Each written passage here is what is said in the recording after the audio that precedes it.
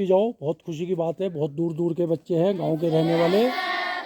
Main important बात यह है कि जो मैडम ने, हमारे सब पूरे स्टाफ ने आप लोगों के साथ पूरे इस सेशन में 1 अप्रैल 2000 कब से 24 से शुरू हो गया था सेशन, और अब आप जा रहे हो तो पूरी मेहनत जो करी है उसको जीरो नहीं करना है।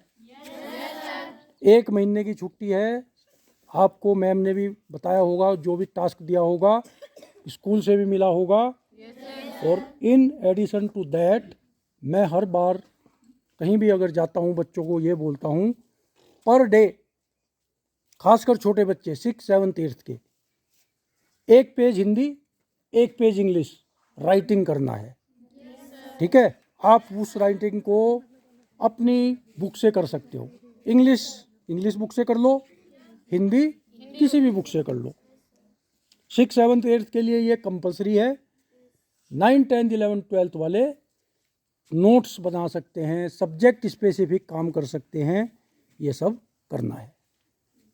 दूसरा काम मैं ये देता हूँ, क्योंकि यहाँ तो आपकी असेंबली स्कूल में भी है, यहाँ भी है, डेली आपको कोई ना कोई जनरल नॉलेज का हम बता रहे हैं, बच्चे बता रहे हैं एक दूसरे को, फिर घर जाके सब भूल जाओगे। तो कोशिश करनी है, आप सबके घर में DTH है, फ्री वाली दूरदर्शन की छतरी सबके यहाँ है। रात को 8:30 बजे हमारे दूरदर्शन पे समाचार आते हैं।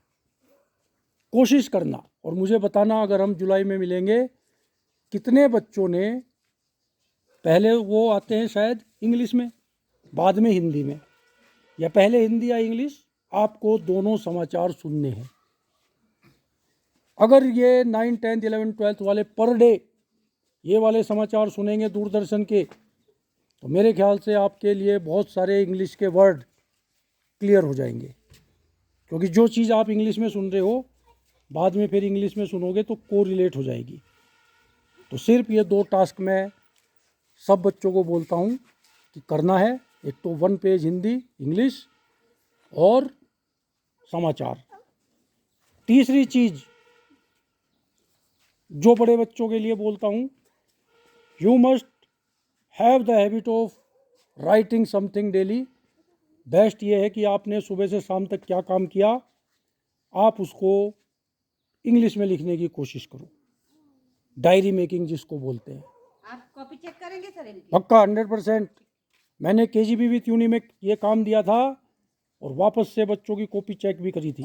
तो मुझे यहाँ भी अगर आप लोग लाओगे करके, राइटिंग वाली तो 100% होनी तुम्हारी। 6, 7, 8 की तो 1 page date wise 30 page Hindi के, 30 पेज इंग्लिश के चाहिए। और बाकी जो दिया है, और बड़े बच्चे अगर लिख सकते हैं अपने दैनिक दिनचर्या। तो ये हमारी तरफ से था, और सभी बच्चों को ये ग्रीष्मकालीन अवकाश की बहुत बहुत शुभकामनाएं, और फिर जुलाई में फिर मिलेंगे। All the best.